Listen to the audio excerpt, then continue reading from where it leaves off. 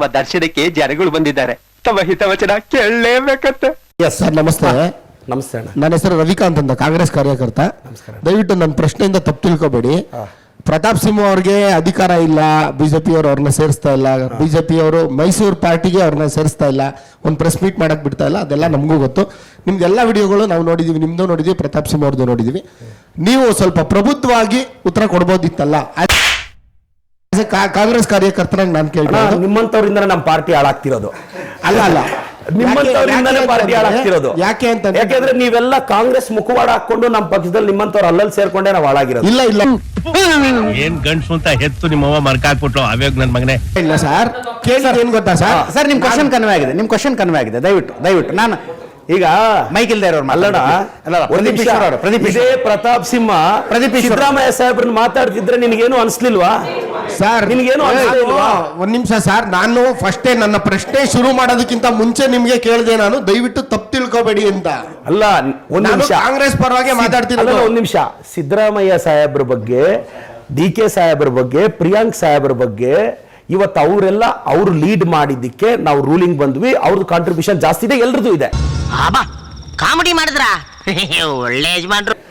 ಅವ್ರ ಅಸ್ತಿತ್ವಕ್ಕೆ ಧಕ್ಕೆ ಬರುವಾಗ ನಾನು ಕೇಸ್ಗಳು ಹಾಕ್ಸ್ಕೊಂಡು ಫೈಟ್ ಮಾಡುವಾಗ ನಾನು ನನ್ನ ತಂಟೆಗೆ ಬಂದ್ರೆ ಎಲ್ಲ ಪ್ರತಾಪ್ ಸಿಂಹ ವಿರುದ್ಧ ಫೈಟ್ ಮಾಡಿದ್ದು. ನನ್ನ CMಗೋ DCMಗೋ ನನ್ನ ಮಿನಿಸ್ಟರ್ ಬಗ್ಗೆ ಮಾತಾಡಿದಾಗ ನಾನು ಫೈಟ್ ಮಾಡಿದ್ದು. ನೀವೊಂದು ಕಾಂಗ್ರೆಸ್ ನೋಡೋಣ, ಕಾಂಗ್ರೆಸ್ ಪಾರ್ಟಿ ಬೆಳಿಬೇಕು ಅಂದ್ರೆ ಒಮ್ಮತವಾಗಿ ಯುನೈಟ್ ಆಗಿರ್ಬೇಕು. ಈಗ ನೀವು ಪ್ರತಾಪ್ ಸಿಂಹ ಮಾತಾಡೋದು ಬಿಟ್ಟು ನನಗೆ ಪ್ರಬುದ್ಧತೆ ಪಾಠ ಹೇಳ್ತಿದ್ದೀರಾ.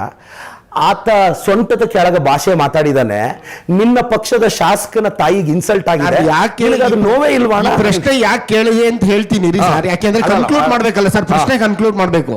ಯಾವತ್ತು ಇದೇ ಚಾನಲ್ ಅಲ್ಲಿ ಇದೇ ಒಂದು ನಾನು ಬರ್ತಾ ನೋಡ್ಕೊಂಡ್ ಬಂದೆ, ಪ್ರದೀಪ್ ಈಶ್ವರ್ ಅವರು ಒಂಟಿ ಆಗ್ಬಿಟ್ರ, ಪ್ರದೀಪ್ ಈಶ್ವರ್ ಅವ್ರಿಗೆ ಪಾರ್ಟಿಯವ್ರು ಯಾರು ಸಾಥ್ ಕೊಡ್ತಾ ಇಲ್ವಾ, ಪ್ರದೀಪ್ ಈಶ್ವರ್ ಅವರ ಮಾತಿಗೆ ಪಾರ್ಟಿಯ ಮುಖಂಡರು ಯಾರು, ಹಿರಿಯರು ಯಾರೂ ಸಹ ಅವ್ರ ಒಲವಲ್ಲಿ ನಿಂತಿಲ್ವಾ ಅಂತ ಹೇಳಿ ನೋಡ್ಕೊಂಡ್ ಬಂದೆ ನಾನು. ನನಗೆ ಬೇಸರ ಆಯ್ತು. ನಮ್ಮ ಕ್ಷೇತ್ರದ ಅಲ್ಲ, ನಮ್ಮ ಪಾರ್ಟಿಯ ಶಾಸಕರಿಗೆ ಒಂಟಿತನ ಮಾಡ್ಬಿಟ್ರ, ನಮ್ಮ ಪಕ್ಷದವರು ಯಾರು ಮಾತಾಡ್ಲಿಲ್ವಾ ಅಂತ ಕೇಳಿದೆ ನಾನು. ಅದು ನನ್ನ ಗಮನಕ್ಕೆ ಬಂದಿದೆ, ಅದು ತನಿಖೆಗೆ ಹೇಳಿದ್ದೀನಿ. ಅದಕ್ಕೆ ನಾನು ನಿಮ್ಗೆ ಒಂದು ಹೇಳ, ನಿನಗೊಂದು ಕ್ಲಾರಿಟಿಯ ಕೊರತೆ ಇದೆ. ಕಳೆದ 2.5 ವರ್ಷದಿಂದ ನಾನು, Priyank sir, Santosh Lad sir, CM sir, DCM sir major ಆಗಿ BJP ಅವ್ರನ್ನ ಕೌಂಟರ್ ಮಾಡ್ತಾ ಇರೋದು. ಇದು ಗೊತ್ತಿರಲಿ. ಬೇರೆ ಸಚಿವರು ಯಾವತ್ತೂ ಅಭಿವೃದ್ಧಿ ವಿಚಾರ ಬಿಟ್ಟು ಯಾರ ಬಗ್ಗೆನೂ ಮಾತಾಡಿಲ್ಲ. ನೀವು ನಿರಂತರವಾಗಿ ನೋಡ್ತಾ ಇರಿ, ಸಂತೋಷ್ ಲಾಡ್ ಸರ್, ನಾನು, ಪ್ರಿಯಾಂಕ್ ಸರ್ ಎವ್ರಿ ಟೈಮ್. ಈಗ ನನ್ನ ಪರವಾಗಿ ಪ್ರಿಯಾಂಕ್ ಸರ್ ಟ್ವೀಟ್ ಮಾಡಿದ್ದಾರೆ. ನೀವು ಈಗ ಸಡನ್ ಆಗಿ ಬೇರೆಯವ್ರು ಯಾರು ಮಾತಾಡ್ತಿಲ್ಲ ಅಂದ್ರೆ. ಆದ್ರೆ ಪ್ರತಿಯೊಬ್ಬ ಕಾಂಗ್ರೆಸ್ ಕಾರ್ಯಕರ್ತನ ಸಮಸ್ಯೆ, ನೋವು ಏನಂದ್ರೆ, ಒಬ್ಬ ಕಾಂಗ್ರೆಸ್ ಕಾರ್ಯಕರ್ತ ಮುನ್ನುಗ್ಗಿ ಮಾತಾಡಿದಾಗ ಹಿಂದೆಗಡೆ ಇರೋರು ಬೆನ್ ತಟ್ಟಬೇಕು. ನೀವು ಆ ಕೆಲಸ ವಹಿಸ್ಕೊಂಡು ನಿಮ್ಗೆ ಮಾಡಿದ್ದಾರೆ, ಬೇರೆ ಕಾಂಗ್ರೆಸ್ ಕಾರ್ಯಕರ್ತರಿಗೆ ಮಾಡ್ಲಿ ಅಂತ ನಾನು ನಿಮ್ಮ ಹತ್ರ ನಿಮ್ ಪರವಾಗಿ ಕೇಳ್ಕೊತಾ ಇದ್ದೀನಿ. ಅವರ ಮಾತುಗಳನ್ನು ಇನ್ನೊಂದು ಸ್ವಲ್ಪ ರೈಟ್ ಸೆನ್ಸ್ ಅಲ್ಲಿ ನೀವು ಕೂಡ ತೆಗೆದುಕೊಳ್ಳಬಹುದಾಗಿತ್ತು. ಪ್ರತಾಪ್ ಸಿಂಹ ಮಾತನಾಡ್ತಾ ಇರುವುದರ ಬಗ್ಗೆ ಯಾರೋ ಪ್ರಬುದ್ಧ BJP ಕಾರ್ಯಕರ್ತನಿಗೂ ಅನ್ನಿಸ್ಬೋದು, ಯಾಕ್ರಿ ಪ್ರತಾಪ್ ಇಷ್ಟೆಲ್ಲ ಹೋಗಿ ಇಷ್ಟ ಅಪ್ರಬುದ್ಧವಾಗಿ ಮಾತಾಡಿದ್ರಿ, ಯಾಕೆ ಈ ಹಂತಕ್ಕೆ ಹೋಗ್ಬೇಕಾಗಿತ್ತು ನೀವು ಅಂತ BJP ಕಾರ್ಯಕರ್ತರಿಗೂ ಅನ್ನಿಸಬಹುದು. ಅನ್ನಿಸಬಾರ್ದು ಅಂತಲ್ಲ. ನೀವು ಹಂಗಂದ ತಕ್ಷಣ ನೀವು ಕಾರ್ಯಕರ್ತ ಹೌದಲ್ವ ಅಂತ ಕೇಳ್ಬಿಟ್ರೆ ಹೌದ್ರಿ. ಕೆಲವರು ಒಂದು ನಿಮಿಷ ನಿಮ್ ಕನ್ವೆ ಆಗಿದೆ ರೀ, ಕಂಪ್ಲೀಟ್ಲಿ ಕನ್ವೆ ಆಗಿದೆ. ನಿಮ್ಮ ಪಾಯಿಂಟ್ ಕನ್ವೆ ಆಗಿದೆ. ಅವರು ಪ್ರತಾಪ್ ಸಿಂಹನ್ ವಹಿಸ್ಕೊಂಡು ಮಾತಾಡಿಲ್ಲ.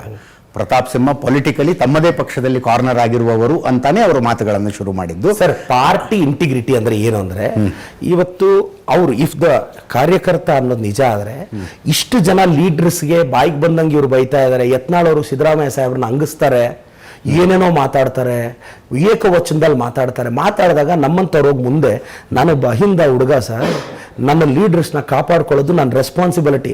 ನಾನು ಸೇಫ್ ಪಾಲಿಟಿಕ್ಸು, ಕಂಫರ್ಟ್ ಝೋನು ಮಾಡೋದೇ ಇಲ್ಲ. ನಾನು ಮೊನ್ನೆ ಕಷ್ಟಪಟ್ಟು ಗೆದ್ದು ಇಷ್ಟು ಕೆಲಸ ಮಾಡ್ತಿದ್ರೆ ನೆಕ್ಸ್ಟ್ ಗೆಲ್ತೀಯಾ ಅಂತಾರೆ. ನಾನು ಇವತ್ತು ಹೇಳ್ತೀನಿ, ಕೇಳಿಸ್ಕೊಳ್ಳಿ. ಕರ್ನಾಟಕದಲ್ಲಿ ಹೈಯೆಸ್ಟ್ ಮೆಜಾರಿಟಿಯಲ್ಲಿ ಗೆಲ್ಲೋ ಕೆಲವರಲ್ಲಿ ನಾನು ನಿಲ್ತೀನಿ. ಅವತ್ತೇನು ಹೇಳ್ತಾರೆ ಗೊತ್ತಾ? ಇವನ ಹತ್ರ ದುಡ್ಡಿತ್ತು, ಹಂಚ್ಬಿಟ್ಟು ಗೆದ್ದ ಅಂತಾರೆ 3ನೇ ಎಲೆಕ್ಷನ್ಗೆ. ಆವಾಗ ಇನ್ನು ಸೋಲ್ಸಕ್ಕಾಗಲ್ಲ ಅಂತಾರೆ. ಮೊನ್ನೆ ಗೆಲ್ಲಲ್ಲ ಅಂದ್ರು, ಗೆದ್ದೆ. ಕೆಲಸದ ರಿಪೋರ್ಟ್ ಕಾರ್ಡ್ ಕೊಟ್ಟೆ. BJP MLAಗಳಿಗೆ ನಾನು ರಾಜ್ಯದ ಜನತೆನ ಕೇಳ್ತೀನಿ, ನಾನು ಕೆಲಸಗಾರನು ಹೌದು, ಈಗ ಇದು ರಿಪೋರ್ಟ್ ಕಾರ್ಡ್. BJP ಅವ್ರು ಬಿಸಾಕ್ರಪ್ಪ, ನಾನು ಇಷ್ಟು ಹಳ್ಳಿಗೆ ಹೋಗಿದ್ದೀನಿ, ನಾನು ಇಷ್ಟು ಜನರ ಕಷ್ಟ ಕೇಳಿದ್ದೀನಿ, ಏನಾದ್ರು ಮಾತಾಡಿದ್ರೆ ಮುಳ್ಳಂದಿ ಅಂತಾರೆ. ನನ್ಗೆ ಮುಗಿತಾವ್ರೆ ಎಲ್ಲಾರು. ಏನಾದ್ರೂ ಮಾತಾಡಿದ್ರೆ ಮನುಷ್ಯೇತರರು ಅಂತಾರೆ ಮಾನ್ಯ ಹಿಂದೂ ಇಲಿಯವರು. ಯತ್ನಾಳ್ ಸಾಹೇಬ್ರೆ, ನೀವು ಬಿಜಾಪುರಕ್ಕೆ ಏನು ಮಾಡಿದ್ದೀರಾ? ಪ್ಲೀಸ್ ಒಂದು ಬುಕ್ಲೆಟ್ ಕೊಡಿ, ಇಲ್ಲ ಖಾಲಿ ಬುಕ್ ಆದ್ರೂ ಕೊಡಿ ಸರ್, ಅದನ್ನಾದ್ರೂ ರಿಸೀವ್ ಮಾಡ್ತೀವಿ. ಯಾಕೆ ಈ ಐಡಿಯಾಲಜಿಕಲ್ ಫೈಟ್ ಅವ್ರು ಯಾಕೆ ಬರ್ತಾ ಇಲ್ಲ? ಮೈ ಕ್ವಶನ್ ಅದೇ. ಈಗ ಯಜಮಾನ್ರು ಯಾರೋ ಒಬ್ರು ಹೇಳಿದ್ರು, ನನ್ನನ್ನು ಯಾಕೆ ಸ್ಪಾಟ್ ಅಲ್ಲಿ ಎಕ್ಸ್ಪೋಸ್ ಮಾಡಬಾರ್ದಾಗಿತ್ತು? ನೋಡ್ ನಿನ್ ವಿಡಿಯೋ 1 hour ಟೈಮ್ ಕೊಟ್ಟಿದ್ದೀನಿ, ಇಲ್ಲ ನಾಳೆ ತಗೊಂಬರಕ್ಕೆ ಹೇಳಿ ಆ ವಿಡಿಯೋ, ನಾನು ಬಂದು ಕೊಡ್ತೀನಿ, ಲೆಟ್ ಇಂಪ್ರೂವ್. ಇಲ್ಲದೆ ಇರೋ ಅಲಿಗೇಷನ್. ಈಗ ಅವ್ರು ನಾನು ಹಳ್ಳಿಗೆ ಹೋಗಿಲ್ಲ ಅಂದೆ, ಡಾಕ್ಯುಮೆಂಟ್ ಇದೆ ನೋಡಿ. ಈಗ ಅವ್ರು ನಾನು ಕೊಟ್ಟಿದ್ದೀನಿ ಅನ್ನಲ್ಲ, ಆ ಹೇಳಿಕೆ ತೋರ್ಸಕ್ಕೆ ಹೇಳಿ. ಯೂಟ್ಯೂಬಲ್ಲಿ ಇರಲ್ವಾ ಏನೋ ನಾನು ಮಾತಾಡಿರೋದು, ಹೋಗ್ಲಿ ನನ್ನ ಪೇಜ್ಗೆ ಹೋಗಿ ಹುಡ್ಕಕ್ಕೆ ಹೇಳಿ. ಇದ್ರೆ ಪ್ರದೀಪ್ ಈಶ್ವರ್ ನಿಮ್ಮೊಂದಿಗೆ ಸಬ್ಸ್ಕ್ರೈಬ್ ಆಗಿ, ಪಕ್ಕದಲ್ಲಿ ಬೆಲ್ ಐಕಾನ್ ಒತ್ತಿ. ಅಣ್ಣ ನನ್ಗುಚ್ಚಿಡ್ದಿದ್ಯಾ ಅಣ್ಣ?